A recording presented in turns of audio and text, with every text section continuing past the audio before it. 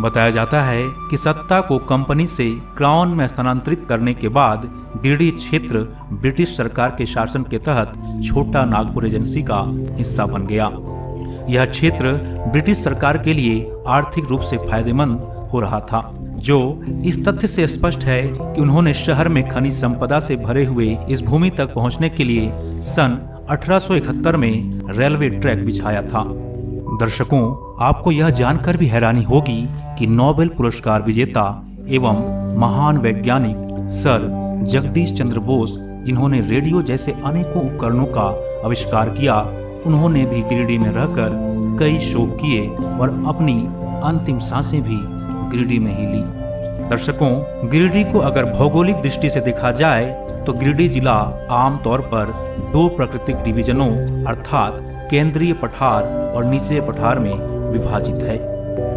केंद्रीय पठार जिले के बगोदर ब्लॉक के निकट पश्चिमी भाग छूती है, वहीं निचले पठार की औसत ऊंचाई उनकी उतार चढ़ाव सतह से 1300 फुट है। उत्तर और उत्तर पश्चिमी में निचली पठार काफी फॉर्म का स्तर पठार होता है, जब तक कि 700 फुट नीचे घाटों पर नहीं पहुंचते।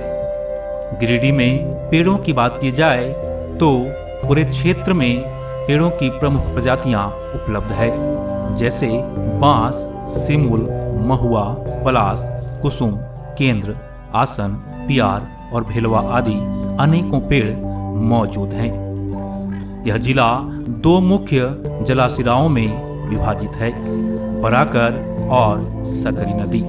वहीं गिरिडीह के पर्यटन स्थलों की बात की जाए तो इस जिले में कई लोकप्रिय पर्यटक तथा भक्ति स्थल है, जिसमें महत्वपूर्ण स्थल उसरी फॉल, खंडोली, मधुबन, पारसनाथ, राजदह धाम, नीमाटाड़, हरिहर धाम, दवरसैनी, इसके अलावा झारखंड धाम, लंगटा बाबा समाधि स्थल, दुखी महादेव जैसे और भी कई पर्यटन स्थल मौजूद हैं।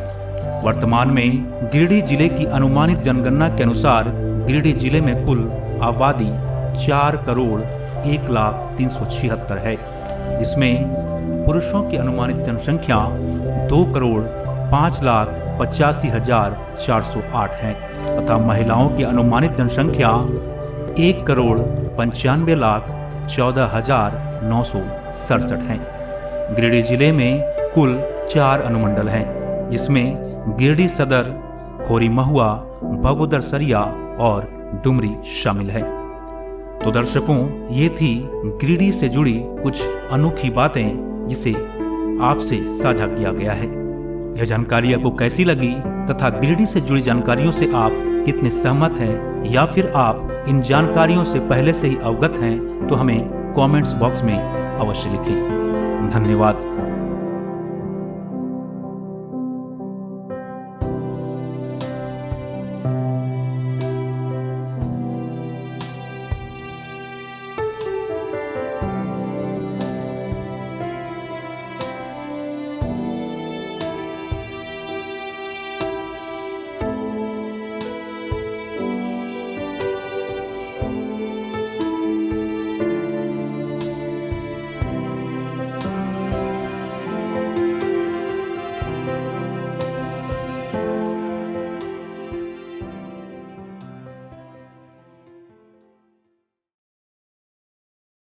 इसके साथ अन्य खबरों से जुड़े रहने के लिए कृपया चैनल को सब्सक्राइब, लाइक एवं शेयर अवश्य करें।